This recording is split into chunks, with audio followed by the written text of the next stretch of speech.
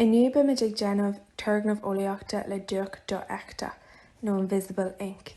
Be limóid batan godáis ar an te scían plát agus duine fásta daí. Ar dús fé an pláta an scían agus an limóid agus gar an limóid i le. Bí curmach nuair atá ag déanamh seo is féidir duine fásta a ail má tá sé daí. Cur ceann den limóid ar leat taobh agus fé an sú amach den le atá agat. Cur an sú ar an phláta agus an sin cur an batín cadáis isteach sa sú agus scríomh cabbé nóta atá tú ag éirí ar an fápar. Ba cinnte go bhfuil sé rúnach agus féidir cúpla nóta a scríomh.